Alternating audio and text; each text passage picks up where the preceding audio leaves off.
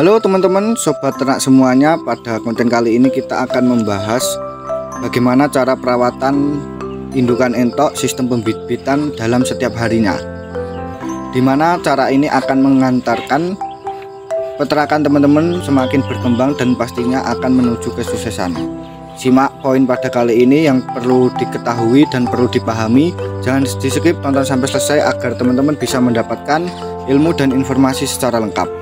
Dimana untuk poin yang pertama, bagaimana kita itu harus menciptakan konsistensi dalam waktu pemberian pakan indukan entok.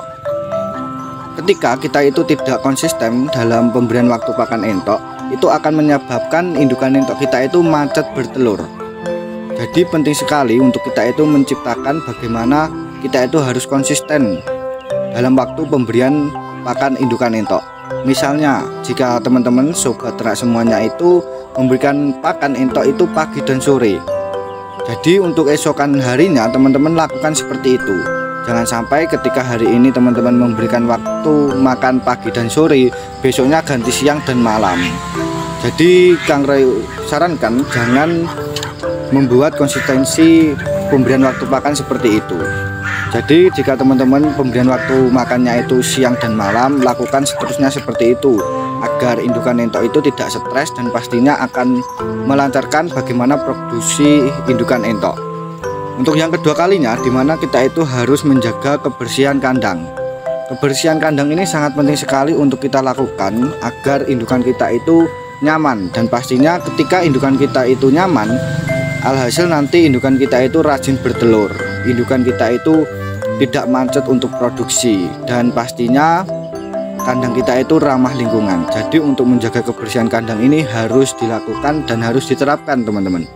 Misalnya jika teman-teman mungkin tidak ada waktu luang yang cukup, teman-teman sibuk untuk setiap harinya, teman-teman itu bisa menyempatkan waktu minimal 1 minggu sekali, atau enggak gitu teman-teman bisa menyempatkan waktu 1 bulan sekali.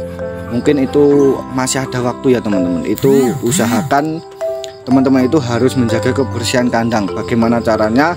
Dan jika teman-teman itu tidak memiliki waktu sepenuhnya, teman-teman itu bisa mendesain kandangnya. Teman-teman bisa memodifikasi kandangnya agar kandang teman-teman itu secara otomatis itu bersih. Mungkin teman-teman bisa mengatur saluran airnya, teman-teman bisa mengatur untuk cahaya matahari itu bisa masuk ke dalam kandang dan lain sebagainya teman-teman. Untuk poin yang ketiga, bagaimana teman-teman itu harus memberikan pakan ideal pada indukan entok. Apa yang dimaksud dengan pakan ideal? Jadi untuk pakan ideal ini kita itu harus memberikan takaran pakan atau ransum pakan itu yang cocok untuk entok kita. Apakah protein 17%, apakah 14% yang akan dibutuhkan indukan entok dalam produksi telurnya. Jadi teman-teman harus mengetahui itu semua, teman-teman harus mempelajari untuk ransum pakan entok ini. Karena dimana untuk indukan entok kita itu produksi terus menerus, agar indukan entok kita itu produktif dan lain sebagainya, kita itu harus memberikan ransum pakan yang ideal. Kita harus memberikan ransum pakan yang ada gizinya, yang ada proteinnya, ada mineralnya dan lain sebagainya. Jadi ini sangat penting sekali untuk kita pelajari bagaimana apa saja ransum pakan yang cocok untuk indukan entok. Karena perlu teman-teman ketahui bahwa ransum pakan dalam ternak entok sistem pembibitan dengan ternak entok sistem pembesaran itu dipastikan beda.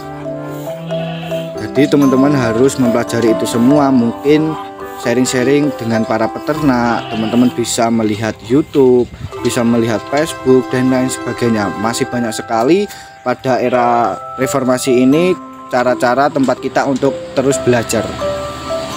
Untuk yang keempat, poin yang keempat, dimana kita itu harus melihat indukan kita itu terus produktif.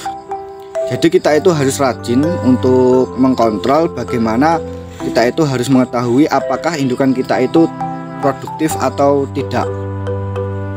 Karena dalam perawatan indukan ini, untuk indukan produktif ini sangat penting sekali kita butuhkan. Karena dimana ketika indukan kita itu tidak produktif, itu nanti akan mempengaruhi penghasilan kita. Jadi akan menghambat untuk menuju kesuksesan dalam beternak entok, khususnya dalam sistem pembibitan teman-teman. Jadi untuk indukan produktif ini sangat dibutuhkan buat para peternak. Di video lainnya, di konten lainnya, Kang Roy sudah mengkupas tuntas bagaimana memilih indukan entok yang tepat. Jadi untuk intinya teman-teman itu harus kontrol, harus rajin melihat apakah indukan kita itu ada yang sudah tidak bertelur, indukan kita itu masih produktif dan lain sebagainya. Untuk poin yang kelima, poin yang terakhir ini yang dimana kita itu harus mengkombinasikan poin 1 sampai ke 4 yang akan menghasilkan bagaimana kita itu menjaga kenyamanan indukan entok. Ketika kita itu sudah menjaga konsisten dalam waktu pemberian pakan, kita sudah menjaga kebersihan kandang, pakan ideal dan indukan yang produktif, pasti kita itu akan menghasilkan peternakan yang nyaman buat indukan entok kita. Buat indukan entok kita yang ada di kandang, bagaimana agar menciptakan kenyamanan dalam setiap harinya. Jadi ketika teman-teman itu mengabaikan indukan yang produktif, pakan yang ideal dan lain sebagainya tadi, itu nanti akan menghambat teman-teman. Dimana kalau indukan kita itu sudah tidak produktif dan indukan kita itu saling bertengkar, indukan kita itu tidak akur dengan satu sama lain, itu nanti akan menghambat kenyamanan di sistem dalam kandang entok teman-teman semua. Karena dimana ketika indukan kita itu stres dalam setiap harinya, apalagi itu setiap hari ya teman-teman, itu nanti akan menyebabkan indukan kita itu macet untuk bertelur. Jadi perlu teman-teman ketahui bahwa penyebab indukan kita itu macet bertelur salah satunya adalah indukan stres. Faktor dimana indukan kita itu stres yang akan menghambat produksi dalam ternak entok sistem pembibitan. Jadi ini perlu kita ketahui, perlu kita jaga ya teman-teman, untuk bagaimana menciptakan kenyamanan dalam indukan entok sistem pembibitan. Teman-teman bisa pelajari itu semua, dan bagaimana teknik di lapangan teman-teman bisa menyesuaikan faktor kandang teman-teman masing-masing, dimana teman-teman harus menyesuaikan wilayah atau tempat teman-teman bagaimana beternak entok sistem pembibitan.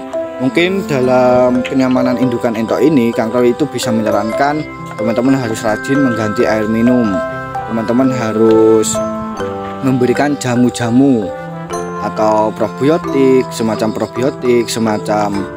E4, semacam obat-obat lainnya, atau bisa menyemprot kandang dengan disinfektan, contohnya seperti Backlin, seperti antisep dan lain sebagainya, agar bakteri ataupun virus itu tetap terhindar dari indukan entok kita. Jadi indukan kita itu tetap sehat dan pastinya indukan entok kita itu tetap nyaman dalam kandang kita.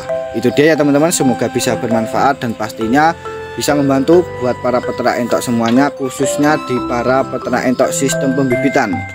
Jadi untuk teknis dalam sistem pembibitan dan pembesaran itu berbeda-beda teman-teman.